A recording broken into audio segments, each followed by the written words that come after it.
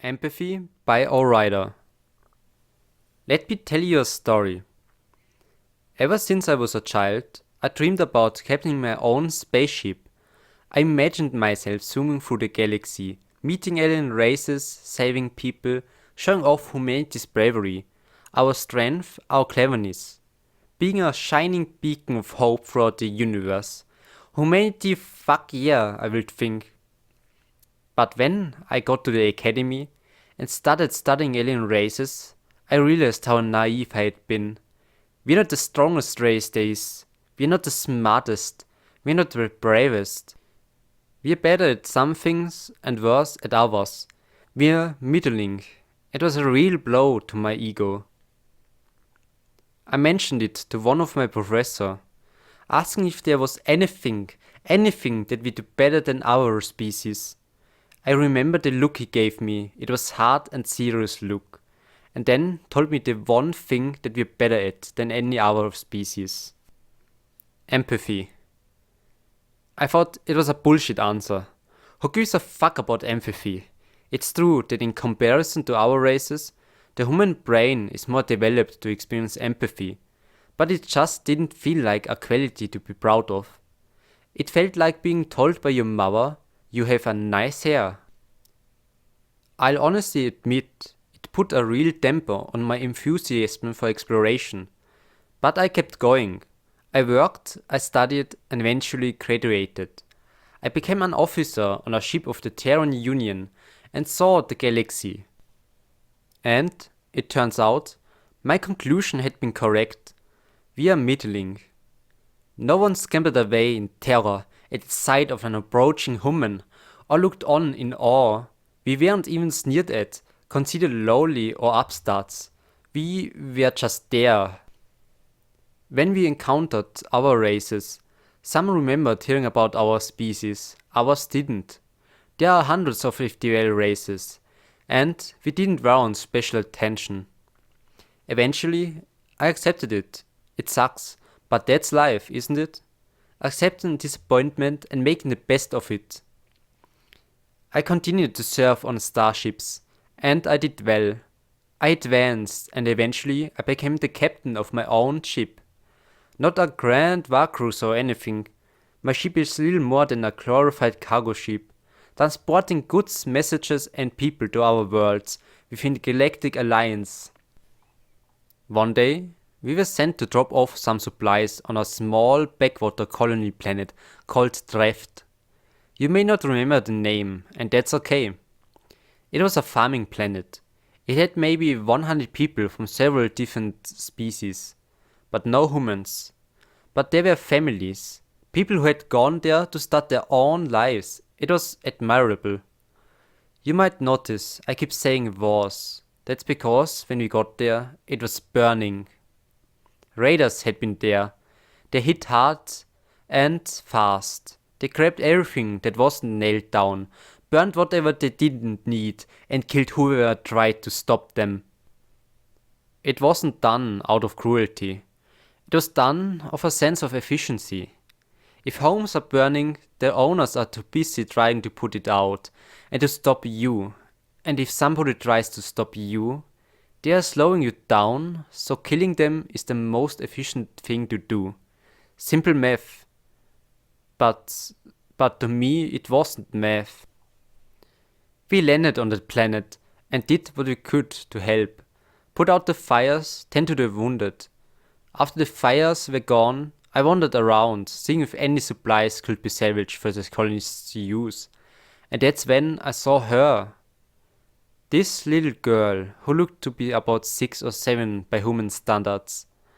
I don't know what race she was. She looked like a cross between a koala and a cat, but with green fur. She was wearing a simple dress, which had a few burn marks, and was covered in ash. She was clutching a little doll in her arms. She was kneeling in the dirt, and in front of her, I can only assume, were her parents. Lying on the ground, dead.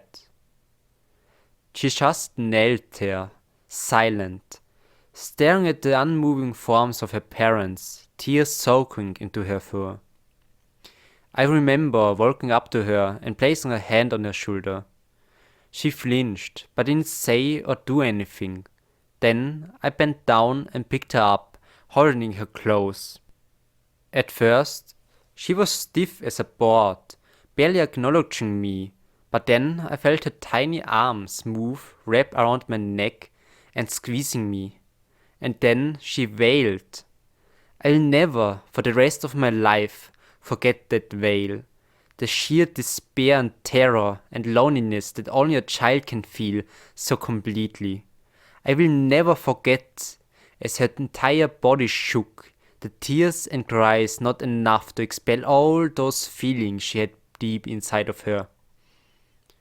I hugged her, I rocked her, I made calming noises. None of it made a difference to her. I remember crying too. Not wailing, not sobbing, just tears running down my cheeks as I carried her back to the makeshift shelter where the other survivors were. One of them approached me, said she had been the girl's neighbor and that she could take her. The girl resisted.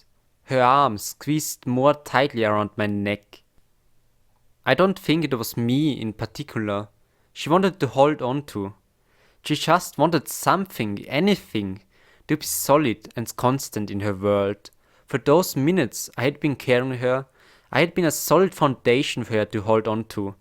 Eventually, we were able to shift her over to the neighbor, and the girl clung to her just as fiercely as I walked away. I never found out her name. A few hours later, members of the Galactic Alliance militia showed up.